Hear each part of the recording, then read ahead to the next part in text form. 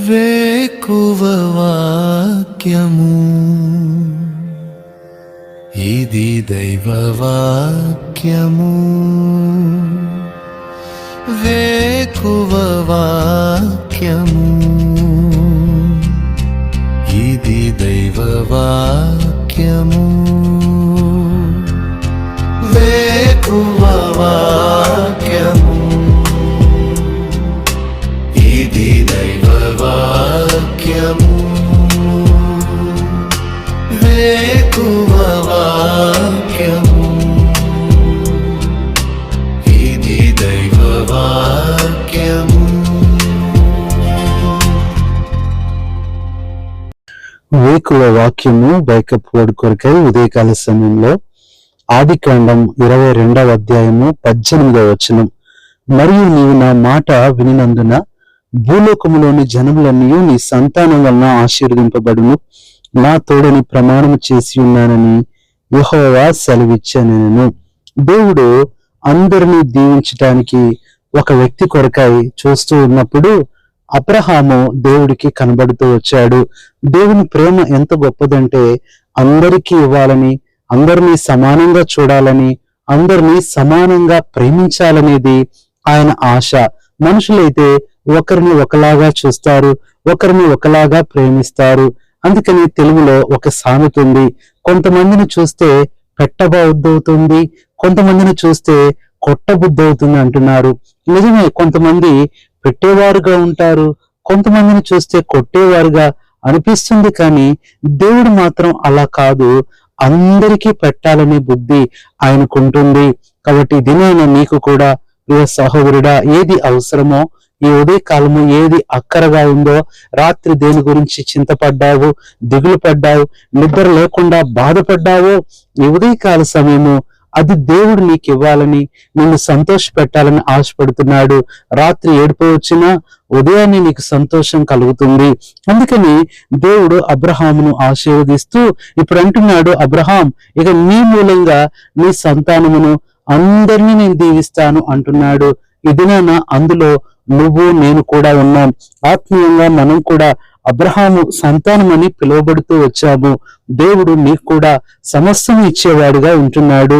ఈ ఉదయకాల సమయంలో అందరిలో నువ్వు ఉన్నావు కాబట్టి దేవుడు అందరికీ ఇచ్చేవి ఏంటి అని మనం జాగ్రత్తగా చూసినట్లయితే, మొట్టమొదటిగా రోమిలికి రాసిన పత్రిక 10వ అధ్యాయము 12వ వచనం, యూదుడిని గ్రీసు దేశస్తుని భేదము లేదు, ఒక్క ప్రభువే అందరికీ ప్రభువై ఉండి తనకు ప్రార్థన చేయు వారందరికీ ఎడల కృప చూపుటకు ఐశ్వర్యవంతుడై ఉన్నాడు.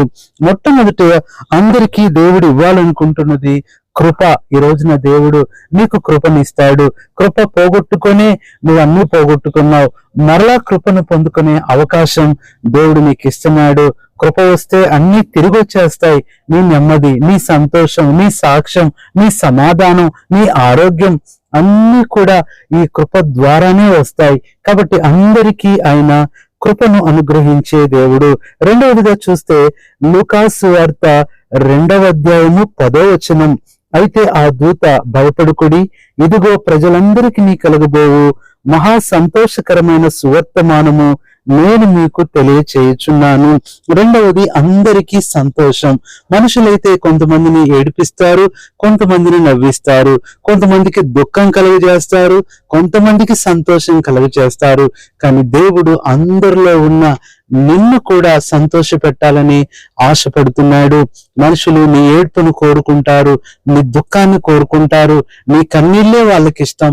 కానీ దేవుడు వారు ఏడ్పించిన దానికంటే రెండంతలుగా నిన్ను సంతోషింప చేస్తాడు. ఇది రెండవదిగా.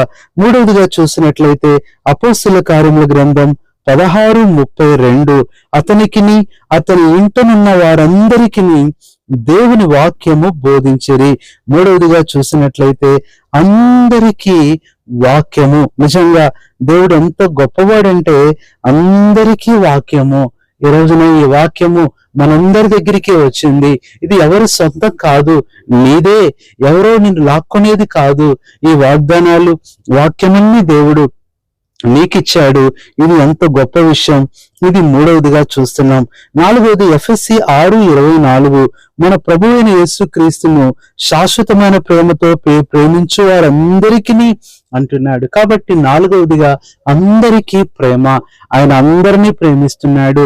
లోకమును ప్రేమించినట్లుగా నిన్ను కూడా ప్రేమిస్తున్నాడు. ఈరోజు మనుషుల ప్రేమ తగ్గిపోవచ్చు, మనుషుల ప్రేమను నువ్వు కోల్పోవచ్చు. దాని గురించి ఆలోచించి బాధపడాల్సిన పని లేదు. దేవుని ప్రేమ నీకు కావలసినంత సమృద్ధిగా ఉంది. దేవుని ప్రేమ నీకు విస్తారంగా ఉంది. ఈ ప్రేమలో నువ్వు ఉన్నప్పుడు ఏ ప్రేమ నీకు గుర్తురాదు. ఇది నాలుగవదిగా చూస్తున్నాం. ఐదవదిగా చూసినట్లయితే హెబ్రీ 5:10, తనకు విధేయులైన వారందరికీ నిత్య రక్షణకు కారుకుడాయను. ఐదవది అందరికీ రక్షణ. ఈ లోకంలో నువ్వు ఎలాంటి పరిస్థితిలో ఉన్నా నిన్ను రక్షించాలని కోరుతున్నాడు. ఈరోజు నీ బాధ తల్లిగా తెలుసు, నీ బిడ్డలు ఇంకా రక్షణ పొందలేదని, వారు ఇంకా ప్రభు నెరగలేదని. అలా అయితే వారి జీవితం ఏంటి అనుకుంటున్నావేమో, కానీ వారికి కూడా రక్షణ ఉంది. వారు దేవుని రక్షణ ఏర్పాట్లో ఉన్నారు. ఆ సమయము త్వరలోనే రాబోతుంది. నీకన్నా నీ బిడ్డలు ఎక్కువ ప్రార్థనా పరులుగా ఉంటారు. నీకన్నా నీ బిడ్డలు ఎక్కువ దేవుని సన్నిధిలో పనిచేసే దినము రాబోతుంది. ఒకవేళ నీ బిడ్డలే గొప్ప దైవ సేవకులుగా ఉండవచ్చు, ఎందుకంటే వారందరికీ రక్షణ ఉన్నది. ఇది ఐదవదిగా చూస్తున్నాం. ఆరవదిగా చూసినట్లయితే దేవుని వాక్యంలో అపోస్తల కార్యములు 17:25, ఆయన అందరికీ జీవమును ఊపిరిని సమస్తమును దయచేయువాడు. కాబట్టి ఆరవది చూస్తే అందరికీ ఆయన జీవాన్ని ఇచ్చే దేవుడు. రోజు నీ జీవితంలో నీకు వస్తున్న పరిస్థితులను బట్టి, నీకున్న బలహీనతలను బట్టి, నీకొచ్చిన వ్యాధిని బట్టి నీ జీవము ఇంకా అయిపోయింది అనుకోవద్దు. దేవుని జీవము వాస్తవమైనది, అది దాచబడినది, అది నిత్య జీవం, అది నూతన జీవం, అది సమృద్ధి జీవం. ఇలాంటి జీవాన్ని, నాశనం లేని జీవాన్ని, యేసు క్రీస్తు యొక్క జీవాన్ని దేవుడు నీకు కూడా ఇస్తాడు. ఒకరోజు నువ్వు కూడా అందరి వలె ఆరోగ్యవంతుడిగా ఉంటావు. అందరి వలె నడిచి దేవుని సన్నిధికి వస్తావు, గంతులు వేస్తావు, స్తుతిస్తావు. ఎందుకనగా అందరికీ జీవాన్ని ఇచ్చే దేవుడు. ఏడవది మనం చూసినట్లయితే చివరిగా దేవుని వాక్యం, పరిశుద్ధ గ్రంథం బైబిల్లో నుంచి 1 పేతురు 5:14, ప్రేమగల ముద్దుతో ఒకనికి ఒకడు వందనములు చేయుడి, క్రీస్తు నందున్న మీకందరికీ సమాధానము కలుగును గాక. ఆమేన్. ప్రియులారా, ఇక్కడ అందరికీ సమాధానం అంటున్నాడు. ఇది ఏడవదిగా మనం చూస్తున్నాం. ప్రియులారా, అంత మాత్రమే కాదు, చివరిగా ఆమేన్ అంటున్నాడు. ఆమేన్ అనే మాటలో అగునుగాక, జరుగునుగాక, కలుగునుగాక అనే 3 అర్థాలు వస్తాయి.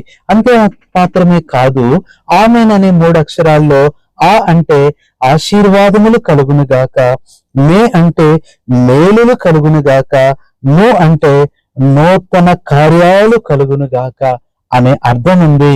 అందుకని నువ్వు కూడా విశ్వాసంతో ఆమేనని చెప్పు. రే సహోదరుడా, సహోదరి, ఇలాంటి అనుభవము అందరితో పాటు నీకు కూడా ఇవ్వాలని ఆశపడుతున్నాడు. యాకోబు 1:5, ఒకవేళ ఈ రోజే నువ్వు నూతనంగా ఈ మాటలు వింటున్నావేమో, మీలో ఎవరికైనా జ్ఞానము కొదువుగా ఉన్న ఎడల అతడు దేవుని అడగవలను, అప్పుడు అతనికి అనుగ్రహింపబడును. ఆయన ఎవరిని గద్దింపక అందరికి ధారాళముగా దయచేయువాడు. ఎందుకంటే ఎఫెసీ 4:8, 4:6 అందరికి తండ్రి అయిన దేవుడు ఒక్కడే, ఆయన అందరికి పైగా ఉన్నవాడై అందరిలోనూ వ్యాపించి ఉన్నాడు. ప్రియ సహోదరుడా, సహోదరి, ఇంత గొప్ప దేవుడు నీకున్నాడు. ఈరోజు ఈ మాటలు వింటున్నా నువ్వు ధైర్యంగా ఉండు. అందరికి ఇచ్చిన దేవుడు నీకివ్వడా?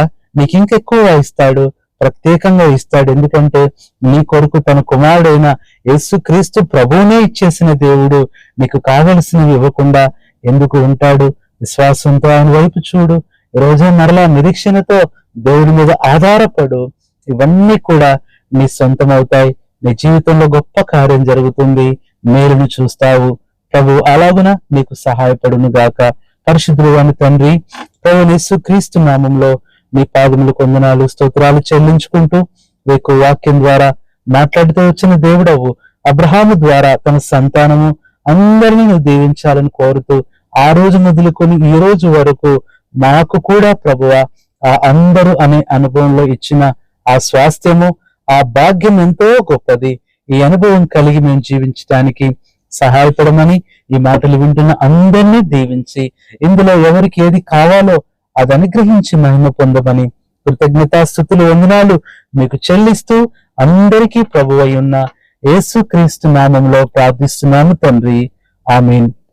మన పరమ తండ్రి అయిన దేవుని ప్రేమ, మన ప్రభు అయిన యేసుక్రీస్తు కృప, పరిశుద్ధాత్మన్యుని సహవాసం మీ అందరికీ సదాకాలము తోడయుండి నడిపించును గాక. ఆమేన్. కృంగుదలలో దార్చుటకు